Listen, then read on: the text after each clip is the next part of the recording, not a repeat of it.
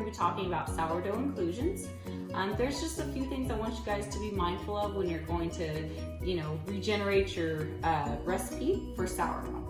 And that's going to be the types of inclusions that you want to add, the percentage that you're going to add it, and also when you're going to add those inclusions to your recipe so that you have the best possible outcome. All right, let's get started. Okay, so when we talk about examples of inclusions, let's talk about the difference between dry versus hydrated. So you can see here we have jalapenos. So these ones are pickled, they're super hydrated. There's a lot of moisture content into that, right?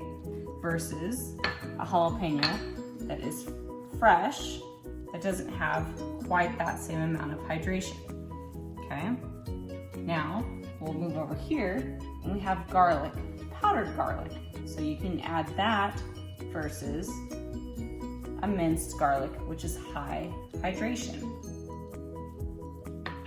So the rule of thumb for adding your inclusions is 20% of your recipe. So if you have 1,000 grams of flour to your recipe, you only want to add 20% to your recipe of your inclusions. Okay, so the time to add inclusions pretty much is between the second and third stretch and fold. And I say that because it really just depends on the type of inclusion that you're adding. So if you're adding something too early, it could tear the gluten structure. If you're adding it too late, then you could deflate the dough. One thing that you want to keep in mind is that with a high moisture amount, just like this garlic or this jalapeno, it could actually make your dough too flat and it won't rise enough. So keep in mind. So now we're going to go ahead and do our jalapeno and cheddar inclusion.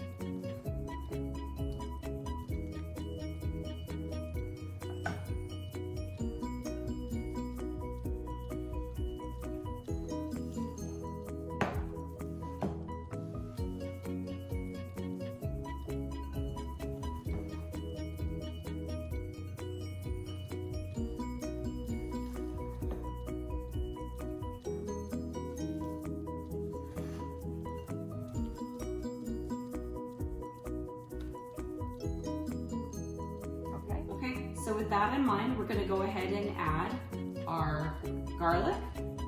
This is our minced garlic. It's already pre-measured. We're going to add that to our sourdough. And we have our Parmesan, nice grated Parmesan.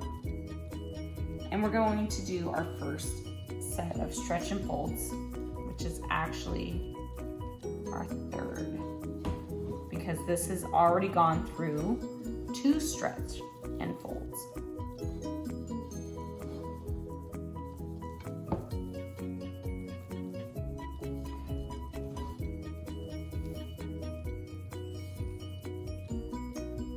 All right, so when you guys have done your 4th stretch and fold, go ahead and put it on the counter with a damp towel over it and then wait another hour.